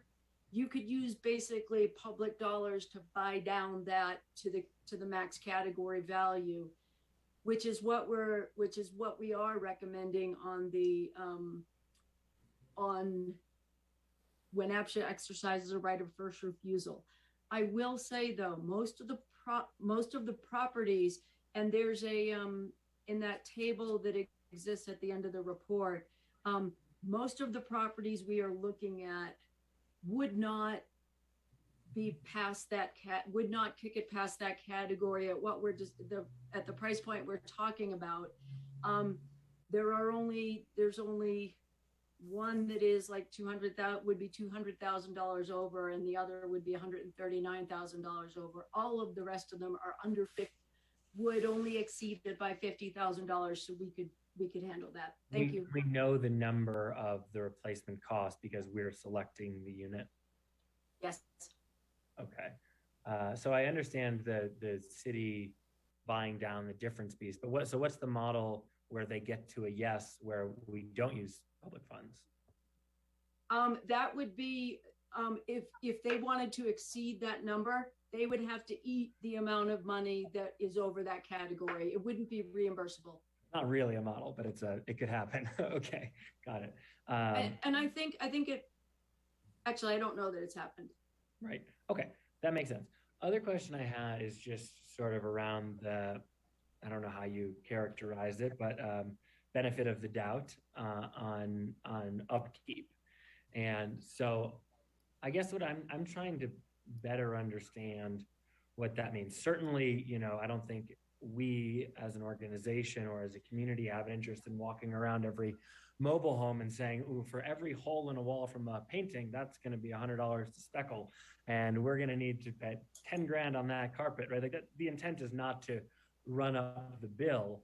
And yet the whole point of the program is that people can have a guarantee that they buy a quality product. So if we're being lenient on the dollar amount, how are we still guaranteeing the quality end result? And how does that delta, if there is one, come out in the wash? The reason I think it's important, the reason we're recommending the benefit of the doubt is because of what these homes are, right? And this is a debate for the board because we are looking to create a replicable model, and we may not have the exact same recommendation for Burlingame units, for example. So this is specifically because of the home types that we are looking to replace. And they still fall in the affordability category for the Aspen area because of the price point that they would still be at even after replacement. And we're not looking to take all of these up to the, some of these if replaced, the new max sales price, you could look at the table at the end of the report. We've got some in the four to lower $500,000, which in Aspen doesn't barely exist. Thanks. Okay, understood. Thank you. Sorry, Corey just popped in a door. Okay, I mean, I do understand that there is, I understand the justification in the type of home where it is, where it's depreciating on a 28-year schedule, and the design of the home makes complete sense. To your point about the system being replicable, it's a big deficit because it won't be apples to apples on the next one. So there's going to be concerns of lack of fairness or whatever. And B, we're not going to be able to test it, at least as specifically as we'd like. So those are concerns. I'd still move forward with something imperfect over not at all. So I think, it's something we can get past, but it is a concern to think about.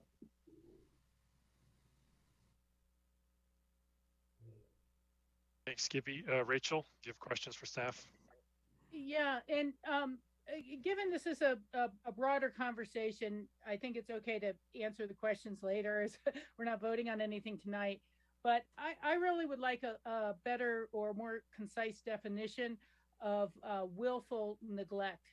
I think I can understand willful damage, but if someone hasn't replaced their faucets in the bathroom, but they're not leaking, but they're 30 years old, or the cabinetry. I mean, I just want to be able to assure the public and the people that whatever standard is used for willful neglect is not seen as arbitrary in any way. And so it's a very broad legal term. And so discussing this, that's really just one of my first points, but I want to make sure we're all on the same page and that the public understands that as well. The other is I really am a little concerned, and I don't know that we need to put that flow chart back up, but there's just some missing questions when I look at that. Particularly, what will someone's new base price for resale be? They were given maximum resale value for a much older home, and then the new price of the mobile home is being put in place. Aren't we artificially inflating that next resale price by having given the maximum resale price? I mean, maybe we should give that money generously anyhow, but what is becoming the new base? Because any one of those bases that is right at maximum category, they will be over it within the year, and they'll be over it double within 2 years and triple within 3 years, because the new appreciation on a $450,000 unit or $500,000 unit for 3% is going to be $15,000 a year. So that unit will be a $600,000 unit and a $700,000 unit in less than 10 years. So again, I don't see the question answered of how is the new base price set when someone received the generosity of a maximum resale price, regardless of condition of the unit. I certainly share with Skippy the equity question. However people are treated in a mobile home, you could make the argument that some of our condominiumized affordable housing projects were built more cheaply than mobile homes back in the day, in the 80s, in the 70s, conversion projects, Nothinson, Nostal, all sorts of ones come to mind for me that were conversion projects of much older construction. And how do we balance the equity in that, I think? And I personally don't want to be so far consumed of avoiding public money that we are deciding that, hey, let's just let all the affordable housing start at $500,000, $600,000 in the future. And I mean, that would be an easy enough answer. But again, and I know these processes have been changing, but on a third point is, as I've been thinking about it, and again, maybe I'm harking back to the bigger question rather than just the Woody Creek example. So pardon me on that. But we had talked before about, okay, if a buyer, maybe we allow a buyer the ability to put a new 30,000 in to bring a unit up to this new thing on top of what was taken away from appreciation for max resale. And that buyer now would get to add that to their permanent base for their resale. But if a homeowner who would be selling it actually made those same improvements, they can't. They're limited by their 10%. Their investment would immediately start depreciating off their base, but a new buyer who puts that money in would get to keep that as part of their base. And that's not equitable. And I think that the seller themselves, would be happy to say, hey, if I can recoup this, I'll fix all of it before we sell it. But I can't do it if you're going to charge me for all of what I'm making this newer than when I first bought it.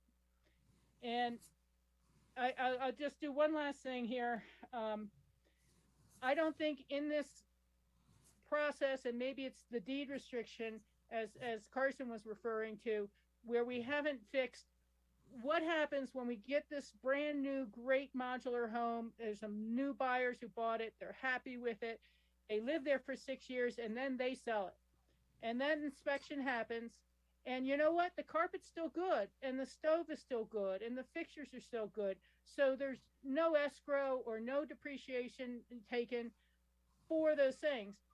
But by the time the next buyer, the next owner goes to sell it, it's now 12-year-old carpets and 12-year-old utilities. And they're going to have to take the hit for bringing all 12 years up to speed on the inspection. even though 6 years worth of that wear and tear and deterioration happened under the first owner. And so how do we assure that that first owner is not able to, the first owner on any of our new units is not able to just live there and walk out 10 years without having replacement costs, without any deduction of their appreciation, but that next seller who tries to sell it, who owned it from year 10 to year 20, suddenly has the full burden of all 20 years worth of aging in the unit. I just don't think we've solved that, and it's not in this picture. And so for that reason, I don't want to give out it and make a new set of $500,000 homes that we haven't answered this question of, well, what happens when those go to sell in 20 years, or pass through multiple owners? That this ongoing deterioration of any asset over time, where the first or second owner doesn't have to contribute to its replacement, but the third owner does. So I want us to find a way to deal with that. Thank you. Carson, I set myself a 2-minute timer. Can I just answer a couple of Rachel's questions? Because they're good, and I think they move the conversation forward. Thank you for the highlight that we haven't defined willful neglect. I'm sure Matthew is going to tell you there's a very specific legal definition. I've already pasted it into the next report. Second piece is your point about what's the future price. It's a good question. On the last page of your report, are you seeing my screen, a spreadsheet now? This actually shows what these specific units would cost. And Rachel, what I really like about your question is it brings up a further question about, should these be bought down further so we're not kicking everything up close to the top of the category? Now, the reality of it is, if we replace 3 of these a year, it will be a miracle, right? It's not the sales pace because there's, you sell and there's nothing to buy. I'm not expecting that we're going to do more than 3 of these a year. And your point about, that fundamental question of, are we really going to figure out the entire program? I don't know, right? We are taking on the biggest rock in Skippy's jar. Thank you. I know that, Diane, and for me, it all still comes back to how we are depending on appreciation. On the one hand, we're giving appreciation, and then on the other hand, you haven't really earned it if these standards aren't met. But CPI really is, as Peg O'Brien and others described it, it's more about the value of money going forward. It's not necessarily commensurate with construction inflation, or replacement of washing machines or stove inflation or any of the inflationary aspects. And so, again, for me, I'm thinking, should 1% of the purchase price be escrowed every year by that owner for their eventual resale, or should there be a contribution? But it just can't, the burden can't fall on the last buyer of older units. And we're getting ready to put some brand new units out there, and they're going to be sold in less than a year. And we're going to have not solved that most pressing problem of those folks. So thank you. And Rachel, that may be the best opportunity to do a pilot. And I would be remiss if Tom would yell at me if I didn't remind everyone, we're not reducing appreciation. The current regulations and the current deed restrictions allow APCHA to reduce the maximum resale price if minimum standards are not met. Thank you. Tom, did you have anything to add on that? Yes, I do have a few points to make. I am concerned about the reference to willful neglect, because at the same time we're saying somebody has to meet the minimum standards, and meeting whether or not you meet the minimum standards is an objective determination. It doesn't have anything to do with intent. Willful neglect suggests that there has to have been intent, and that's a dangerous place to go. You can never prove it. So if I understand staff's intention in saying it that way, it's to point out that it's to make a reference to things that anyone would know they should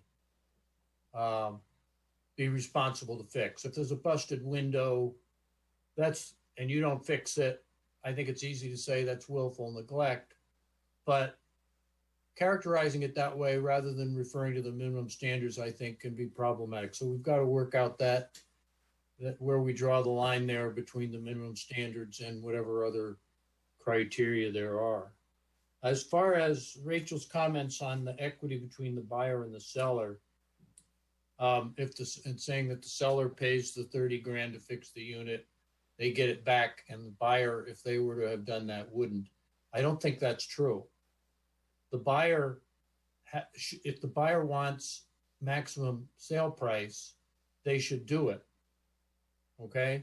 If they don't, and otherwise it's they get a reduction in their sale price. If the buyer has to spend that money to bring it up to maximum, to meet minimum standards, they're just bringing it up to the minimum standards. It's not a free ride for them. So I don't think if we're going to equitably and reasonably apply the minimum standards, they create the balance between sale price and purchase by the seller, purchase price by the buyer. And that should assure some equity, and the seller isn't being penalized if their price is reduced because they don't meet the minimum standards, and the seller isn't getting an unfair advantage if they pay for that difference. You know, wait a second, Tom. The real point was that the seller's new base for appreciation does not get depreciated over time when they've put that new money in, but the seller does have that depreciated over a 10-year period, and it disappears. That was the difference. I don't follow. Let's discuss it offline. I don't want to continue slowing down the meeting.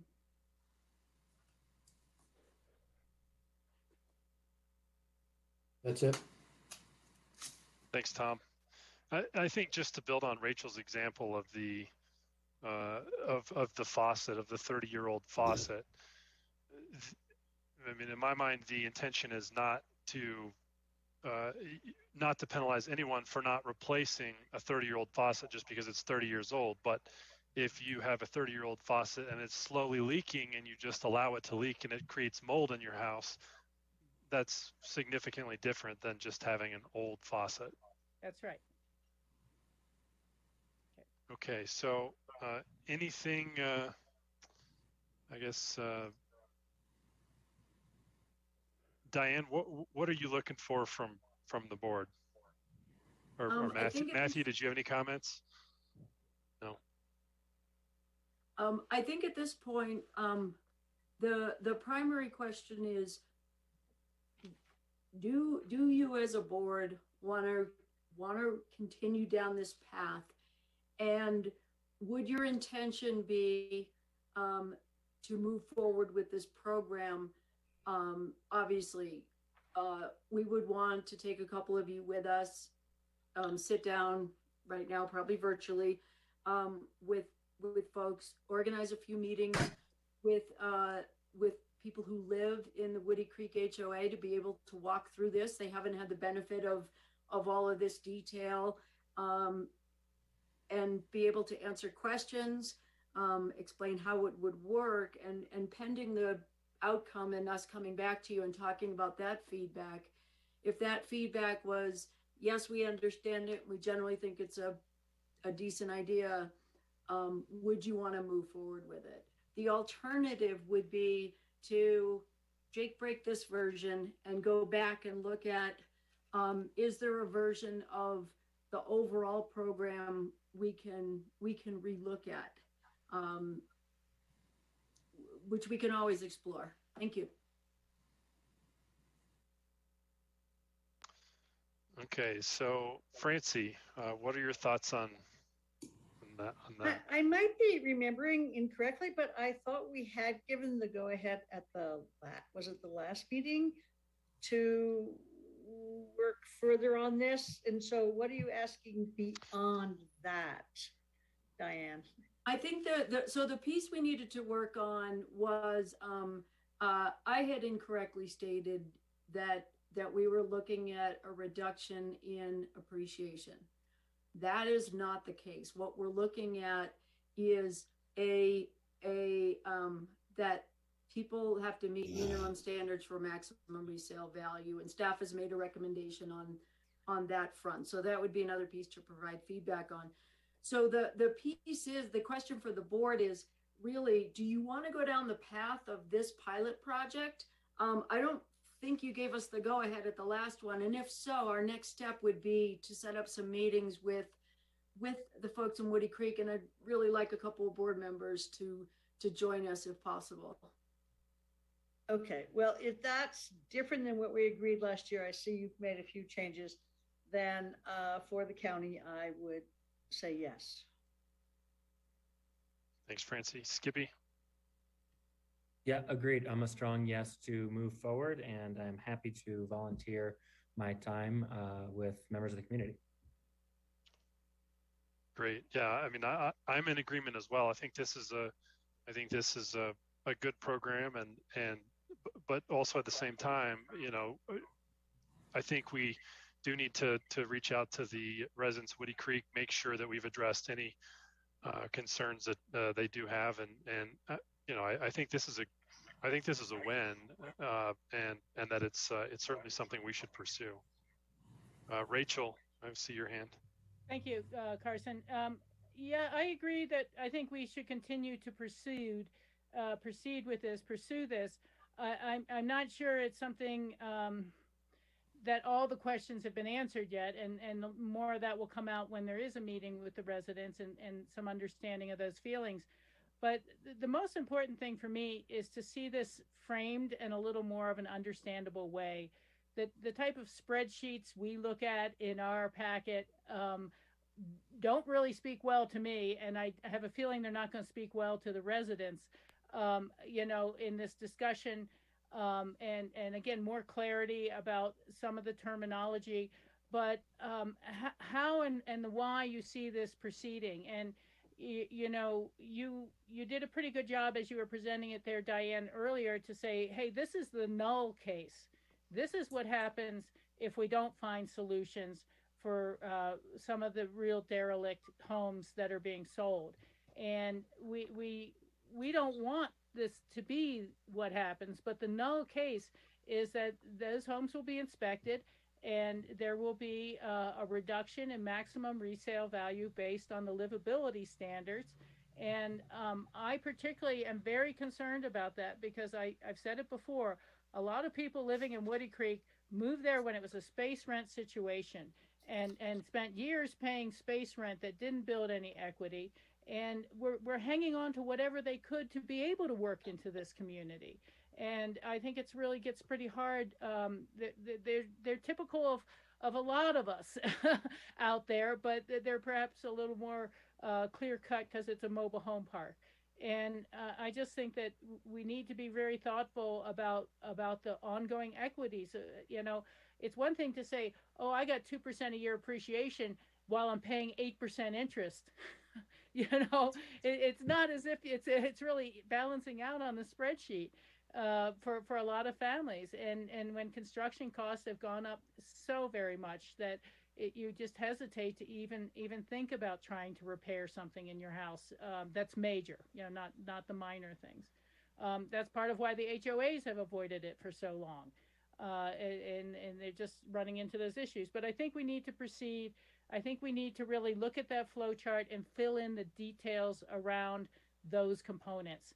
Where does base price for the new purchaser start, and why, and what, you know, I just think we really need to get if we're going to go out there, since Francine and the county representatives, as this is in the county, and Skippy from the city and any others, give them the collateral they need to be able to make this as clear as possible and understandable and framed well as to the benefits and, again, the null case, because we could focus our attention on other areas, and those people could be getting the newer homes or the rebuilds and not the folks in Woody Creek, and some of those really deserve them down there. So thank you. Thank you, Rachel. Okay. I think that's direction. Any other comments? Carson, I think the other pieces we go to two pieces. One is we'd love one more volunteer, and to come. Thank you, Skippy, for volunteering. And then the other piece would be, and obviously I know you all have meetings and other things going on, so we'll work around schedules, and obviously we need to contact the Woody Creek folks to see what works for them. And I would imagine we'd probably do a couple of these at least. But is calling that question on minimum standard leniency. I don't know another way to phrase it. Matthew, you want to give it a try, because I'm not doing a good job.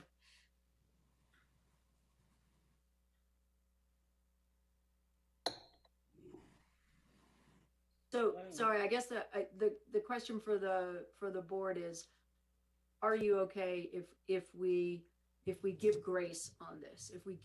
If we're approaching this like, look, if your furnace is 30 years old and you haven't replaced it, we're not going to, in the inspection report says the furnace needs to be replaced, and we're planning on replacing the unit. Are you okay if we're not reducing the maximum sales price by the cost of a new furnace? Thank you. I'll take a stab at that, and please jump in if anybody disagrees. But so I think that if we're looking at a 40-year-old mobile home that we're going to replace it anyway, I think we need to be lenient if we're going to replace it anyway. Where I sort of start to struggle is if you've got maybe something that would have otherwise had some livability, but the damage to it is so severe that now it requires to be replaced. In my mind, that's where it's that neglect piece that has damaged the unit to the point that it has to be replaced. So if anybody wants to jump in, and if they disagree or want to add on that, go ahead. Skippy. And Carson, that's right. Go ahead, Matthew. I think, it's obviously going to be very difficult to define it in the abstract. I think this is going to be one of those we'll know it when we see it kind of situations. I think the staff's intention is that it's going to have to be pretty bad, like very bad, and that's why the phrase willful neglect is used. And that implies a certain amount of just complete, as Carson was saying earlier, something which is blindingly obvious that shouldn't be done. It's a phrase and a scenario we don't intend to be using very often, but I think it's very important that it is an option for us to take if necessary, because we have had situations in APCHA history where it's been very clear that the owner has not maintained it in any way, and we need that option. It isn't something we want to be using very often, and we won't. But it is also going to be hard to define now when we'll use it. So I think a certain amount of lack of clarity is actually useful, because it'll enable staff to apply it to a particular situation and, using our best professional judgment, say, no, this is unacceptable and this goes across the line. So I hope you can accept that, and as we go forward, we're happy to discuss it further. Thank you. Thanks, Matthew. I was just gonna say that continuity and equity are important. The way we treat a hole in a wall in this unit should be how we treat a hole in the wall in Burlingame or Alpena House or anywhere else. When there are unit-specific things, I think we can be smart about making those differentiations. So if we are going to replace a unit, it is to no one's benefit to increase the sales price and charge someone for a boiler that's not going into that unit or to immediately throw it out. I mean, that's just silly, right? In the same way that on these mobile homes, if there's an issue with a roof leak, we are going to charge for that. Whereas if someone's on the first floor of Hunter Creek, we're not, because it doesn't apply to that unit. So I think, you know, we are taking the position of general understanding across everything, having equity in how we apply the rules, but being sensitive to and responsive to the unique nature of these units, I think is the right balance. Thank you, Skippy. Francie, go ahead, and then Rachel. Or Rachel, did you have a follow up to that? No, it's just a really brief thought here, but maybe going forward, we need to think about having like what you would have when you buy your new car, and that is a schedule of maintenance. And they will tell you need to bring it in at 50,000 miles to have all the belts done, and you need to do this at 150,000 miles, and you need to do this and so again, it's just a random thought, but going forward, you know, we should give people a maintenance schedule of expectations, perhaps, that go with their units. Thank you. Francie? First of all, Diane, I'll be happy to go with you and Skippy and go into Woody Creek. So there's that. My biggest concern about this program at this point, there may be more coming, is that there's going to be a line where, okay, this trailer gets to be replaced with a brand new house and all those lucky people. But this one that's just like a little bit not quite so bad doesn't. So I'm a little concerned about the people who don't qualify for replacement as compared with those who do, but wish they would. So I think that might be a little dicey, and I'm just putting it out there as something that might come up. I'd like to have a 2-car garage on my house. Exactly.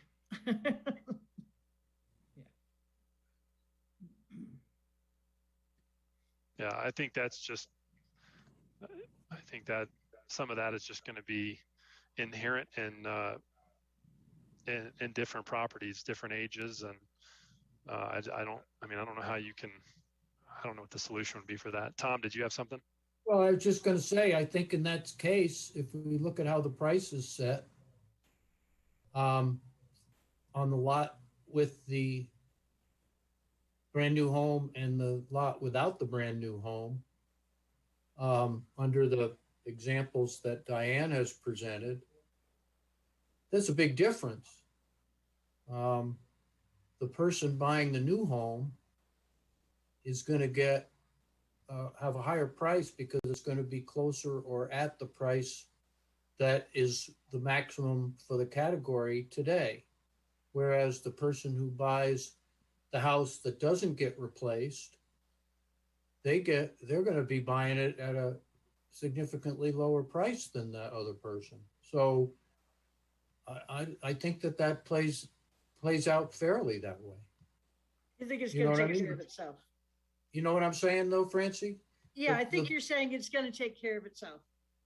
Well, nothing takes care in this program. You know, nothing really takes care of itself. But my point is that it's not there is some consideration that equals out or balances out, not equals out, balances out that difference between the person buying the older house and the person who gets the brand new house. I mean, look, we're dealing with a basic problem here. In the perfect world, every unit would be sold. APCHA would buy every unit and either put a new house on it or fix it up so that it's perfect, right? Some people buy new homes in the program and some people buy used homes. That's what we're dealing with. Yeah. Right?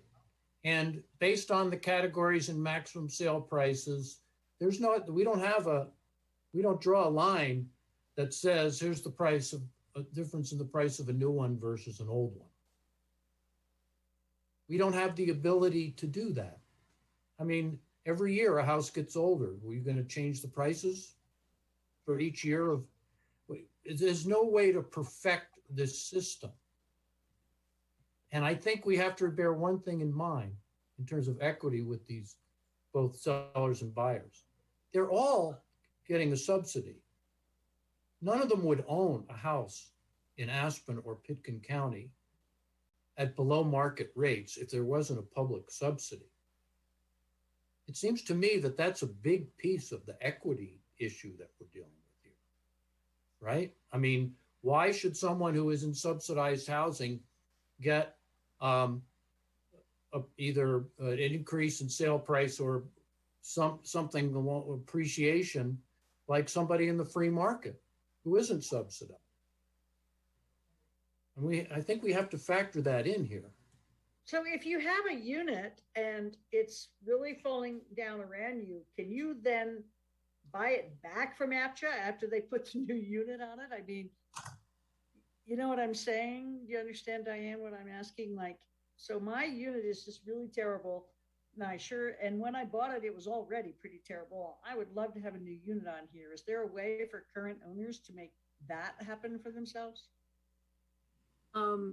Thank you, Francie. You actually, I realize this, I want to be mindful of time, but I did want to make sure we revisited this and that I got board feedback on it. So this has been part of the proposal that we offer, it's available now to current owners. They can do this, right? There's nothing stopping them from doing this, but particularly if we are able to negotiate an agreement with a owner or perhaps with CORE or something, we want to make that available to current owners. And the question for the board would be, do you want to consider putting some public funds into this or not?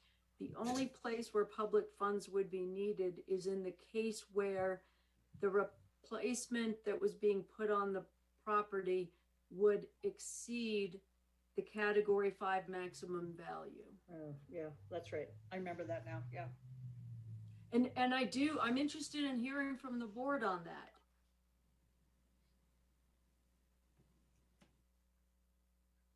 You know, Diane, the one thing that still comes back to me is how is the base resale price figured in that circumstance? Will they get all the new and no reduction for them cashing in an older home that still is very livable? You know, so it's really, to me, it all comes back to how does the new base for resale get set? And, you know, I'm really going to have again, I understand that Skippy's tried to say all projects are different, but people aren't different and people expect the same level of treatment. And when we start saying, well, how generous will we be with sellers' standards at this project, whether it's for a full replacement or someone who's going to continue to live there and replace it, I think people are going to expect that same generosity of sellers' standards across the board. And so that's why I was saying, for me, part of this is missing is right there in that middle of the details of that flow chart of are there reductions? If so, who, how much, when? Are there, you know, it's just how does the new base price get set? Is it their old selling price plus the entire cost of the new mobile home that was put on there? Does that become the new base price? Is the base price set based on recouping our dollars? It's just, that's where I'm just confused about it.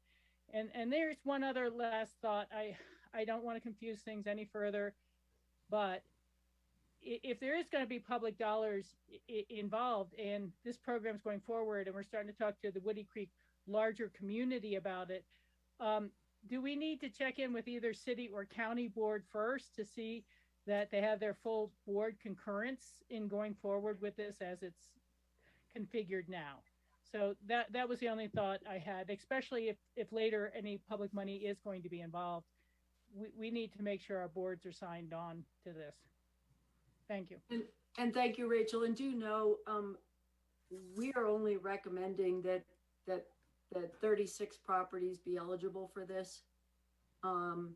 And it may make more sense to simply start the pilot program with APCHA exercising its right of first refusal, taking baby steps, and then as we get more experience, as we're talking to Clayton Homes or whomever else, we're going to need to put out an RFP.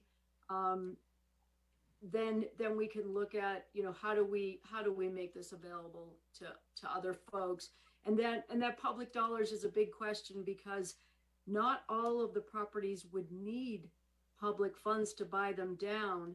And then the other piece is we will have, one of the advantages of, if somebody decides to sell and APCHA is replacing the property, we're not sitting down with people and saying, what kind of fixtures and what kind of countertops do you want? We're just putting in the unit at a certain price, at a good and energy efficient, good home, that's going to cost a bunch of money, but it won't. Then we also don't get into that negotiation about, well, I want this home, so the public's got to put in more money. Yeah. Thank you. Okay, Tom, we've just looking at the. Maybe I'm misunderstanding something here, but doesn't Diane's memo talk about how the new sales price is set if APCHA buys the lot? Yes, at the last page of the memo has the identification. We don't identify individual properties, but those numbers represent real properties. No, but I mean, well, on page 10 of the packet, in the Woody Creek property snapshot, you give some examples about how least expensive, middle, and expensive, and that in each one of those examples, you indicate what the new sales price could be, right?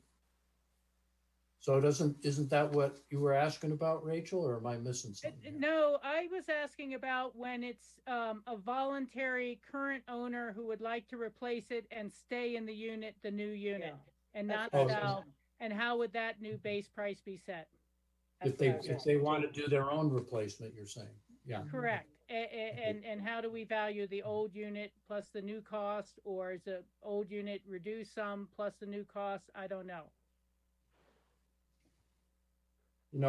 Maybe there's examples, well, maybe not. But, in Aspen Village, I know that they have some of the people, after the park got subdivided, some of the owners replaced their mobile homes with stick-built homes. Yeah. I don't know. Cindy's worked with folks before and has a lot of experience. I think I'm seeing general agreement from the board with take this as a two-phase pilot project. Let's figure out the right of first refusal in that first step, and then come back with some more discussion on a second step for current owners. Because but I think in those Aspen Village lots, I don't think it changed anything as far as price is concerned. Now maybe they're not price regulated. I don't know. I can't remember. They're not. All right, so we're nearing the end of our time here. John, did you have a comment on this? It's been up for quite a while. Well, no, it just goes to we go back to the appreciation discussion.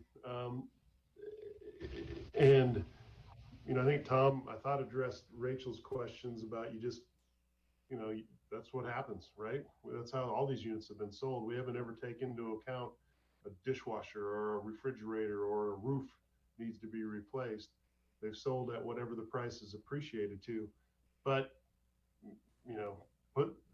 change the paradigm a little bit and just take away the appreciation. Maybe we give a token 1% appreciation, and then, we go to the city and county for some sort of funding that takes care of those maintenance issues at the turn of each unit.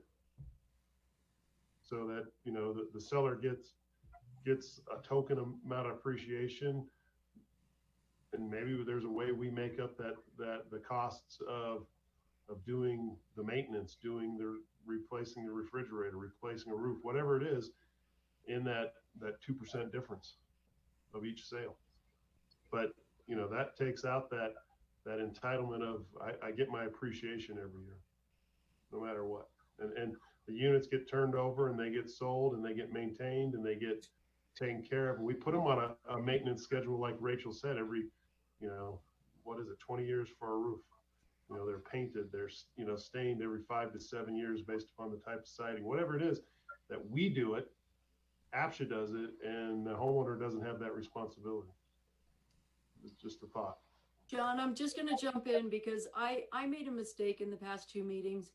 I thought we could reduce appreciation, and we can't. I've had some good discussions with Tom on this. Well, I get that, but that's a long-term discussion and changing the deed restriction as they turn.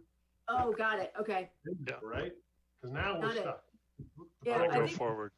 I think, John, the piece, though, that I do want to highlight that is different from the past is that because in August, the APCHA board voted to start doing inspections, the clause that I'm showing on the screen now, the bottom of that line, that comes from the APCHA regulations. That gives APCHA the ability to be deducted from the cost of necessary repairs, right? This is program-wide. This exists today. The problem in the past was, you know, this fell on our salespeople, and our salespeople would go to the seller and say, hey, your carpet needs to be replaced. And they'd negotiate. And then sometimes the owner would say, no, I'm not gonna do that. And it was really difficult because it was our staff. Adding that inspection to the process at the front and having then this clause in the it makes this clause in the regulation stronger because it gives us something to work with. And you know, you'll see us be talking more about that. Thank you.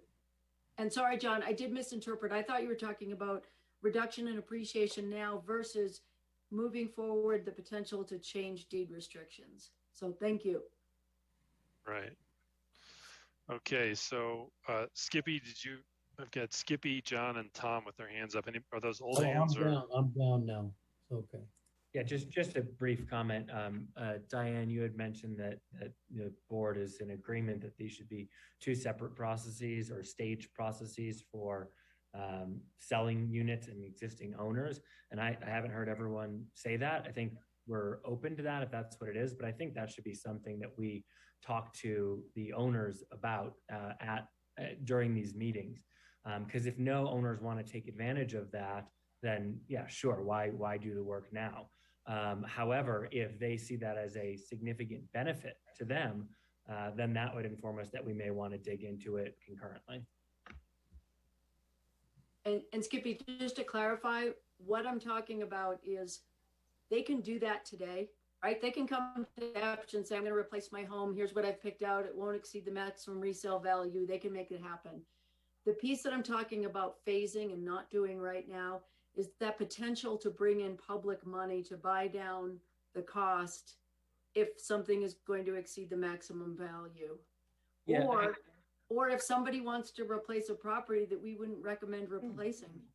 Yeah, I understand that. I think it'll be worthwhile in the conversations to understand where people are. I mean, it's only a small number of those units that we think even fall into that category. But if it turns out that all of those individuals would want to exercise that, and that would be a significant point of them reporting or embracing the program, then that'll be good feedback. Thanks, Tippy. All right, Diane, does that answer everything you need? Matthew? It does. That's really helpful. And I'm going to be working with Matthew and Cindy and Bethany and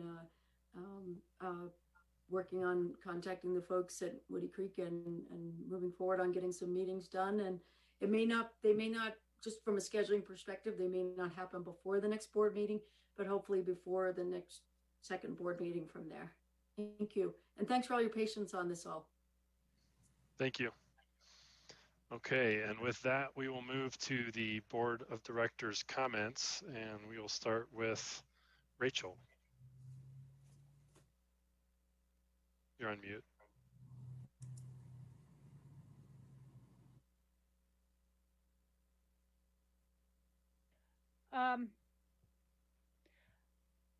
I think that we're seeing a lot of commentary in the paper about some recent commentary that was made about what is the purpose of the APCHA program and how should our workers be treated. I don't know if folks have read the Milnes column, and the follow-up to that it is instilled. But I've been getting a lot of feedback from people who just say, wow, I never knew we were quite as disposable as so many of our community people think we are.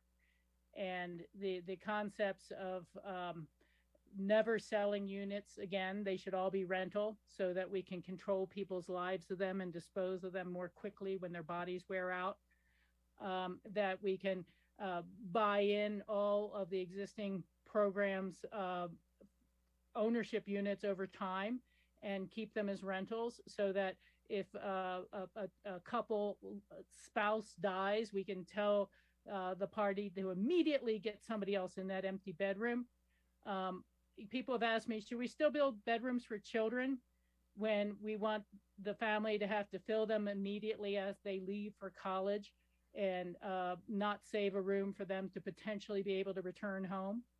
There are more things coming out about what this community really thinks of its working class, and whether they should trust buying into an APCHA program when this is what some people think of them for living in APCHA units. That we, it's very, very discouraging. I can just tell you, after so many people have been essential workers on the front lines during a pandemic, dealing with people who wanted to ignore every COVID guideline there was, and then be told by leading journalists supported by our local paper that they don't really belong here as soon as their labor is used up. This is I think is really detrimental to the opinions people have or desire to work with APCHA or our local leadership. And I guess that's all I really want to say right now. But I think the pushback is real, and treating people who work, it's as if we'd like to say these jobs should be done by indentured servants in the future, and that maids and housekeepers and cooks and drivers and service workers and grocery workers, they're all just lucky to be here to serve the wealthy. And that has done more to upset the dynamics of this community over the past week than anything I've ever seen.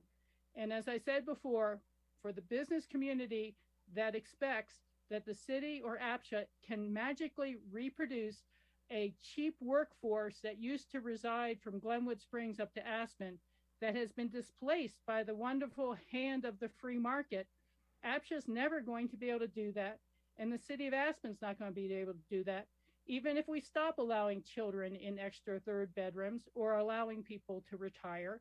It's not going to fill the gap that we've lost from the free market, from businesses that never invested in their own employees enough to buy a home somewhere else. And they're now expecting us to do that for them.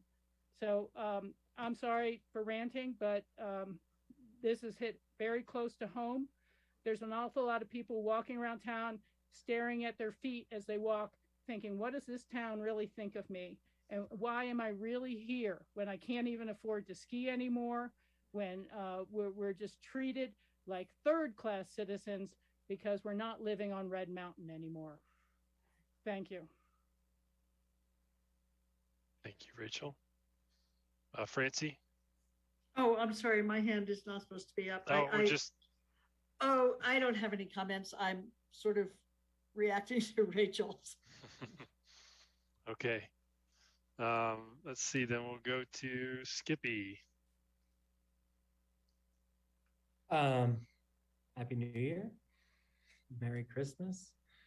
I hope people had a good holiday season. I know for me, it's always really difficult and both really enjoyable. The last year's been tough. Rachel explains a lot of the reasons why. Town, to me, feels a lot different. We've experienced 10 years of growth and wealth pressures in the last 2 years. our policy, our response, our community values haven't caught up to that yet. And it feels really tenuous. It feels really unsettled. And those are also opportunities. And going back to the 60s, our community has, if irregularly, always risen to that challenge and found a way that even in a town with as much interest and wealth as probably anywhere in the world, to continue to have a mix of people of different economic strata and a true sense of community where those who have a lot and those who do a lot share the same places and the same values. And while I'm as scared as I've ever been that may not be the case in the future, what I've seen, what I've observed in the last month and a half is leaders across the spectrum, from council to commissions to Carbondale to Glenwood, rising to that challenge again. And I'm really hopeful for this year. I'm hopeful because of this board taking on the big challenges that have been left undone, right-sizing capital reserves, standards for sellers.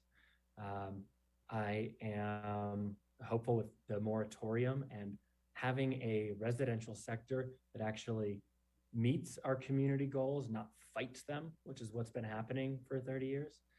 It's going to be a big uphill road, but everybody here, including the Elizabeth Miliuses of the world, will benefit from the outcome of this work. And I really think we have a tremendous opportunity. And I'm just grateful to be doing the work with all you guys. I think we have the opportunity to rise to this challenge once again. Thank you, Skibby. David, any comments?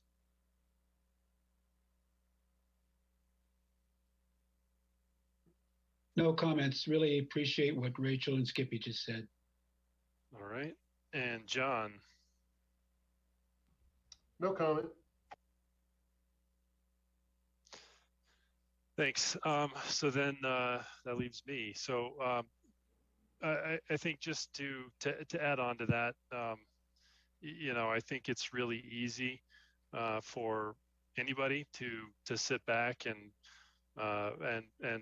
offer unworkable or unrealistic solutions that don't work. And I would just challenge anybody that has criticisms of APCHA and thinks that there's a better way to get engaged and to you know, to listen to the meetings and to offer workable solutions rather than you know, I think the suggestion was, well, we should just have no more sales units and everything should be rentals. I think the piece that's not thought about is there's mortgages out there and those properties have to be bought out and those mortgages have to be satisfied, and you're talking about hundreds of millions, if not billions of dollars. So just sort of challenge rather than you know, offering unworkable solutions. Come to the table and help provide valuable input. So and then just to follow up on what I said previously with regards to the new deed restrictions, that's primarily a city function. The city is the one developing the Burlingame ones. One of my suggestions on that would just be, when establishing that initial condo doc, I mean, to do you know, 100% of the reserve study has to be funded by the HOA and make it as high as legally possible. If you wanted to go back and change the declarations, make that, I don't know if it's 2/3 or if you can make it higher, Tom could opine on that, but just to make it where it's sort of set up, at least the HOA and that one, is that it's set up for to go ahead and start reserving for eventual roof replacements now. And so that when we get down the road and we talk about, well, somebody lived there 5 years, they've paid 5 years of roof. So I see Cindy's got her hand up there. So perhaps that's already been addressed and my comments are moot. But that's all I had to say. So with that, I'll turn it over to Cindy, and then we'll end the meeting. Yeah, just a really quick. The city does that. The city did that with all of Burlingame. So Great. They've been very proactive on that. They do have a pretty healthy capital reserve fund, just to let you know. Wonderful. Well ahead of me. So with that being said, I would entertain a motion to end the meeting. So moved. Adjourn.